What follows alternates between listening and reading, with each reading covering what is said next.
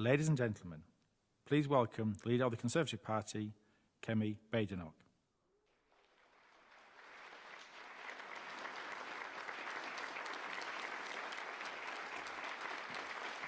Thank you.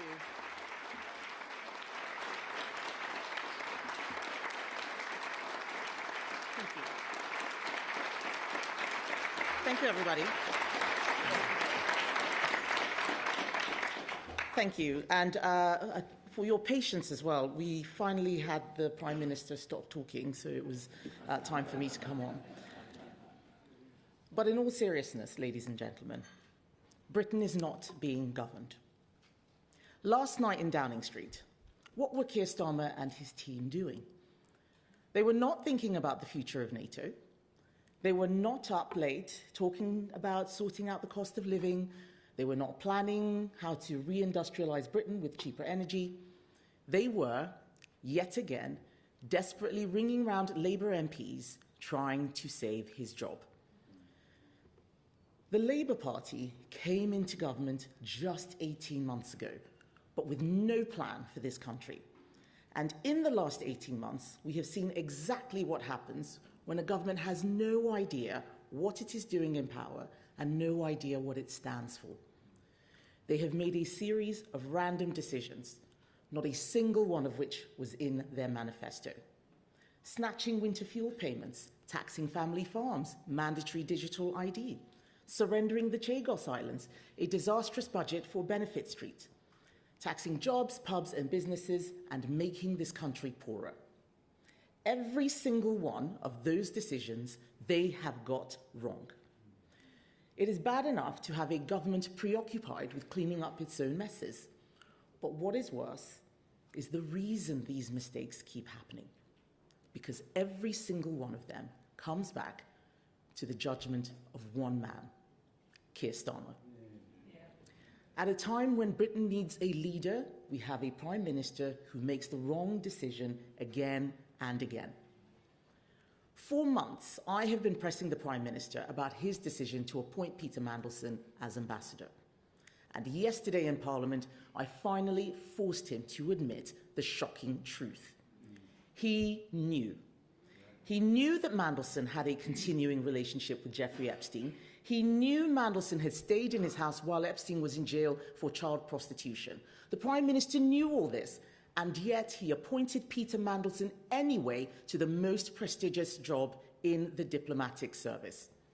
The Prime Minister brushed aside the security warnings. He turned a blind eye to what he knew about Mandelson's association with one of the world's most notorious paedophiles.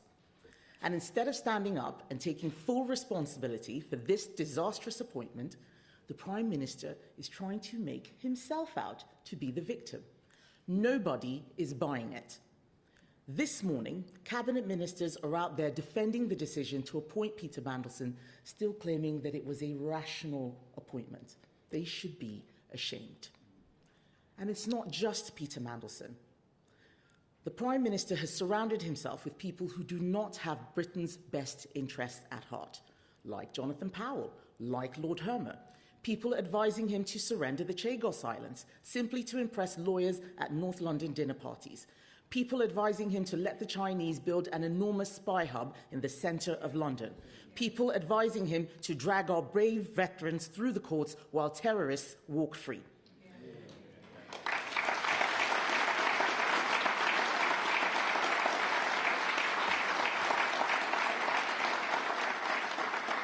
I am afraid that Keir Starmer is either too weak or too foolish to see the folly of what he is agreeing to.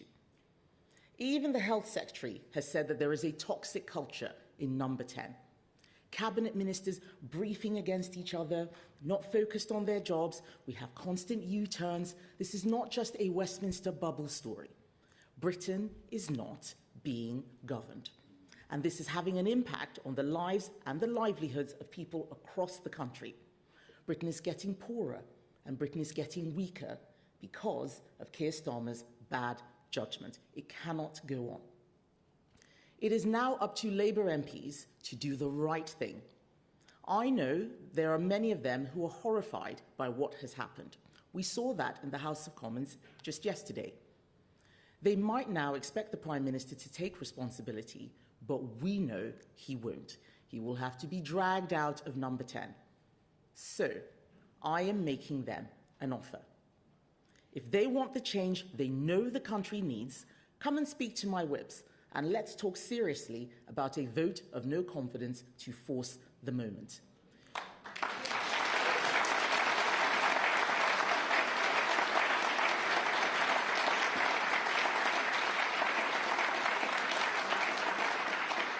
Keir Starmer's position is clearly untenable, but it is for Labour MPs to decide when he goes, because it is a question of when, not if, he goes. Just now, Keir Starmer has given a speech supposedly about local funding and integration, no doubt another mission or pledge or milestone that was made up by an aide yesterday afternoon, yet another relaunch that in a week's time no one will remember. And he apologised for believing Mandelson's lies. That's not good enough.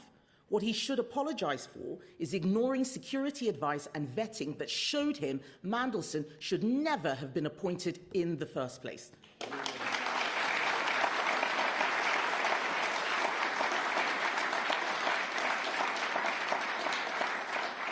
But, ladies and gentlemen, you will notice that he cannot bring himself to do that because his self-righteousness is his greatest weakness. And what else have the British public got on offer? Fresh from announcing a pubs policy this week with a £10 billion black hole in it, Nigel Farage this morning announced his new Welsh leader after the last one was sent to prison in November for taking bribes from Russia. We all know a reform government would just be more of the same. More incompetence, more dodgy appointments, more drama, when what this country needs is some serious government. There is only one party in Britain today that is actually serious. Only one that is doing the deep thinking and the hard work to fix our country's problems and is ready to deliver the second we come into office. That is my Conservative Party.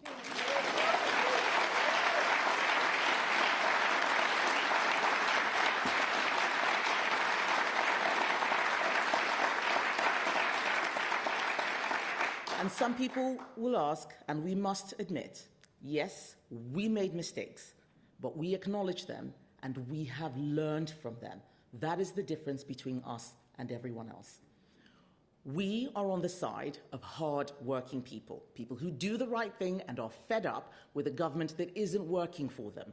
We are on the side of those who play by the rules. We are not on the side of people claiming benefits when they could and should be working. We are not on the side of spivs and scammers who think the rules don't apply to them.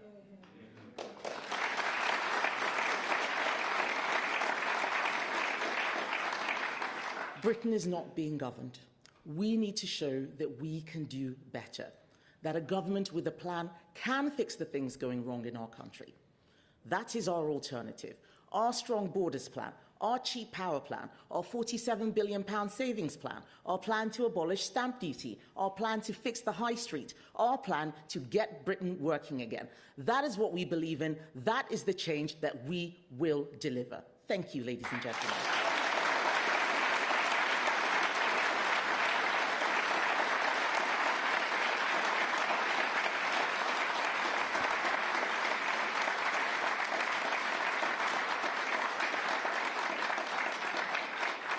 Thank you. I would now like to take some questions from the media. First up is Catherine Forster from GB News.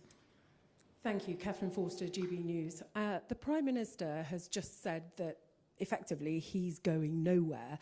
And he's said he wants to clarify his comments yesterday, that what he was actually saying was simply that he knew publicly that Epstein and Mandelson knew each other. Does that begin to cut it? Not in the slightest. I forced him to make a confession yesterday, and he is backtracking now because he's a coward. The fact is, he saw security vetting that had information that every single person in this room would have realized made Mandelson unsuitable. And he still went ahead and appointed him because he thought he was being clever. We all saw that press conference where they were calling him, oh, our Peter. To us, he's just Peter. They thought they could get away with it, and now it's all come out. So no, I'm afraid it doesn't cut it. I think what he said this morning was actually shameful. He should be apologizing for ignoring the security advice rather than apologizing for believing Mandelson. Next up is Joe Pike from BBC. Joe Pike, BBC News. Kemi Badenoch, why didn't you say all of this 14 months ago when Lord Mandelson was appointed, when we knew he'd had a relationship post-conviction with Epstein, when we knew he'd stayed at the New York apartment, where we'd seen the photos of the two trying on clothes together, and where your political ally and mentor, Michael Gove, said Mandelson was, quote, the best choice to handle Trump? Isn't the truth that you are acting outraged today, but when it all mattered 14 months ago, you, like so many other MPs, chose to look away? That is complete nonsense. First of all, Ian Duncan Smith spoke up and said this was wrong. Caroline Dinenage spoke up and said that it was wrong. Lots of Conservative MPs said it. We are a strong team. I don't need to say every single thing at every single moment, especially as I believe that the Prime Minister had carried out security vetting. He's the one who had the information. So I don't understand how this is now the Tories' fault. I think that's completely preposterous, okay? This is Labour's fault.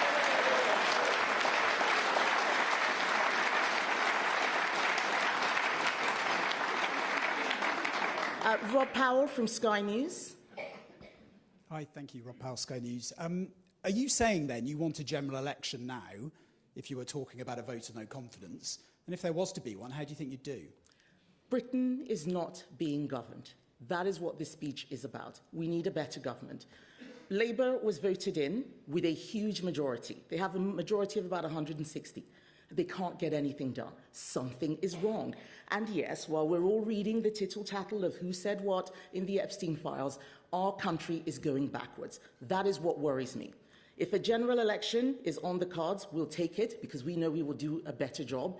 But what we need to make sure is that the public can see what the alternatives are. This is not a game. We're not throwing dice. This is about people's lives.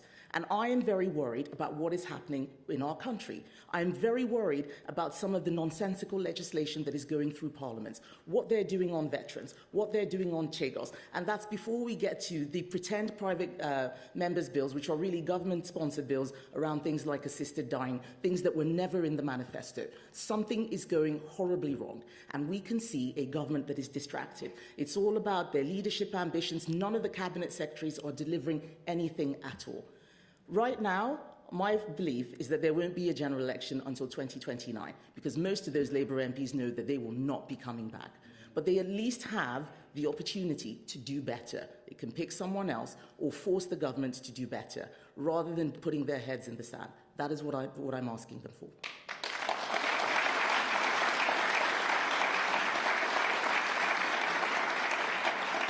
Next is Harry Horton, ITV. Thank you, Harry Horton, ITV News. I've spoken to lots of Labour MPs over the last few days, and some of your own MPs as well, and many of them are worried that actually this scandal, and ones we've seen under your party previously, actually undermine trust and faith in all politicians. And is that something you're worried about? It is something that I'm worried about.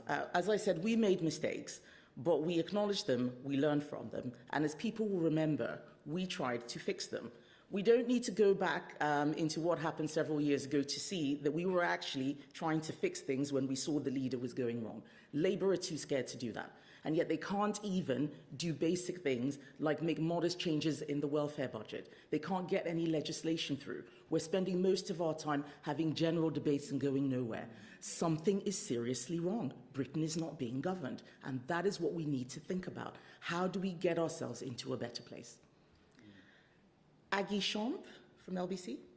Aggie Chambray, LBC News. Ms Badenoch, do you worry that this scandal and the potential end of this administration could hasten or make more likely a Reform UK government? Reform UK is more of the same. They're the ones who actually have a former leader in prison right now. There is no reason that we should even think for a second that these Epstein files don't have something that might implicate them. A lot of Nigel Farage has mentioned multiple times, I'm not in the Epstein files. Nigel Farage is mentioned multiple times. So is his party treasurer, Nick Candy. People can go and investigate. But if people think that we're getting a clean government with reform, I think that that is for the birds. That is not what the country is asking for. They may be doing well because of protest votes, but we need to start having an honest conversation about how we can get a proper government.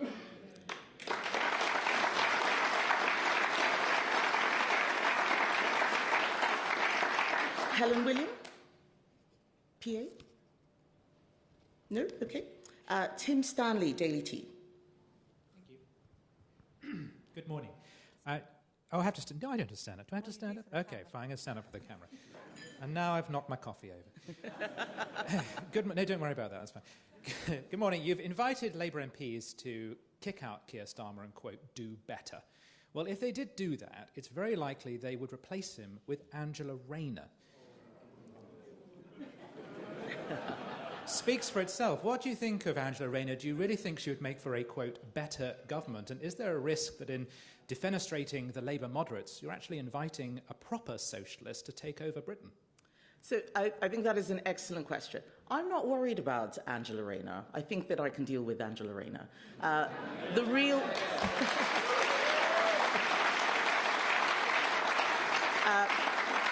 but you've hit upon something that is crucial. It doesn't matter who they change leader to, it's still going to be a Labour person. What we need them to look at is the mistakes that they've been making and how they can fix that. Whoever it is that they pick has to acknowledge that a lot of mistakes have been made.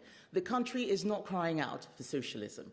The country is crying out for competence and fixing the economy, putting money in people's pockets. Businesses are crying out for relief. They want the government to get the boot off their necks. It is not a coincidence that Labour MPs can't get into pubs and hairdressers at the moment. That is not because they're crying out for more socialism.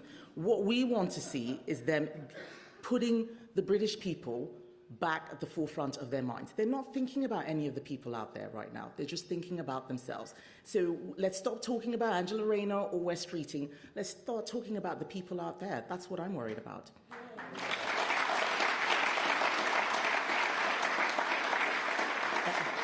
Lucy Fisher, FT. Ms Badenoch, the Conservatives have raised concerns about the links between Peter Mandelson and the US technology firm Palantir, which has gone on to win UK public sector contracts. Is there a wider problem here with political appointments for key ambassadorial roles if they go to people with complex business and corporate interests? Are you in favour of scrapping political appointments in favour of professional diplomats, or for introducing new safeguards to stop this kind of potentially conflicted interests? Thank you. So our issue is not with Palantir, or even Palantir and Peter Mandelson. It's the fact that the meetings were not minuted, so no one knows what was discussed. And then there was a direct grant of £240 million, not a tender, not a bid. That's something that needs to be looked at very, very closely. That's the issue. It's not really about the political appointment. Political appointments can be good, they can be necessary. Just don't pick the best friend of a convicted paedophile who's still been hanging out with him afterwards. That's the real issue.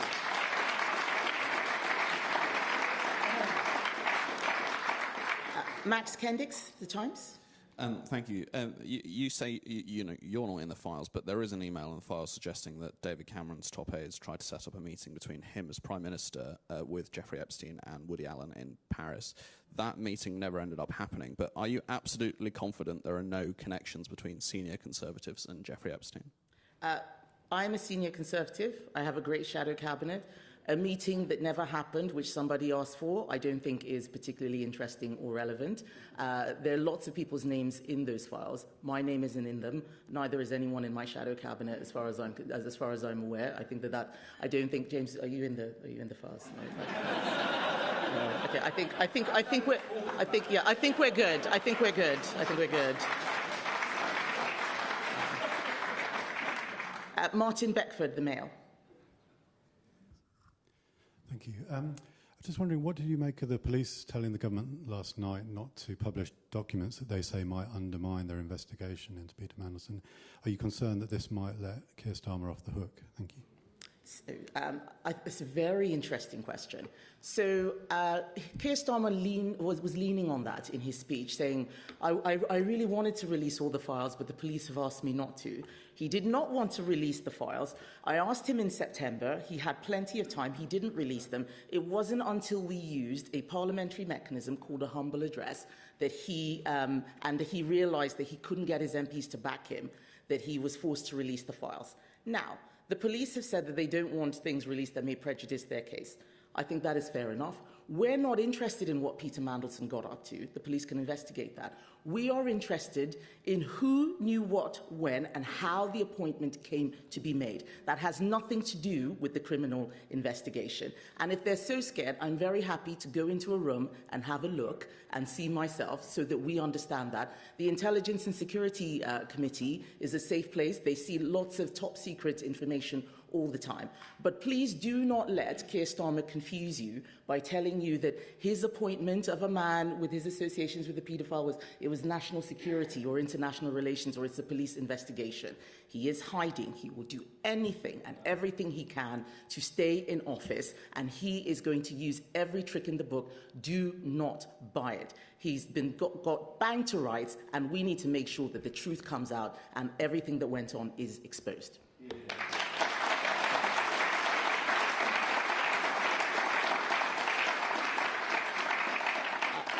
Martin Brown, The Express. Thank you. What should the public be most worried about? The fact that Keir Starmer gave Mandelson the job when he knew that he'd stayed matey with Jeffrey Epstein after his conviction, or the fact that we have a Prime Minister now who has no authority in his own party and within Parliament? Thank you. Martin, I think it's both. This is why I'm making that offer to Labour MPs, that those of you who think this is untenable, and many of them do, I saw their faces at Prime Minister's questions. They looked sick as they were listening to him confess that he always knew. They know that there is a problem. Up until now, Britain has not been governed. All those examples I gave, their inability to get legislation through, the ridiculous budget of 2024, the worst budget of 2025, hitting pubs, small businesses, farmers, the endless U-turns. He hasn't been able to govern even during his supposed honeymoon period. There is no way he's going to be able to govern now. That is a serious problem. That is what I'm trying to draw attention to. That as salacious as all these details about Jeffrey Epstein and Peter Mandelson may be, we need to really think about what matters, what is happening to our country while these unserious people are dancing around the key issues and clinging to power in Downing Street, or whatever you might call it, because as you say, they are in office but not in power.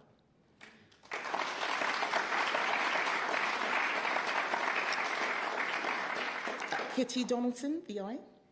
Thank you. I was just wondering, do you think it would make any difference if Sir Keir Starmer sacks Morgan McSweeney? And secondly, is there anyone in the cabinet you admire, Wes Streeting, for instance? Is there anyone in the cabinet that I admire? No. Some of them are better than others. I think Shabana Mahmood is someone who shows that she's better than her colleagues. I doubt that they will ever let her have a go, but I think that she is at least honest about the problems that the country is facing and doesn't pander. Sorry, what was the beginning of your question?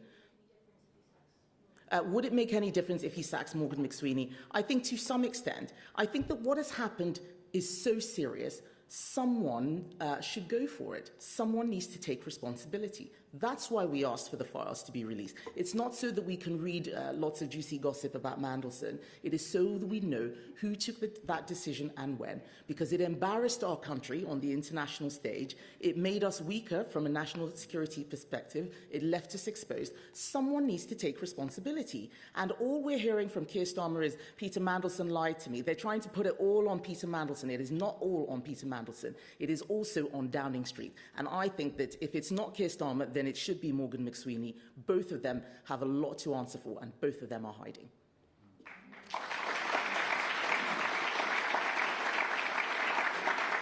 And finally, Noah Hoffman from The Sun.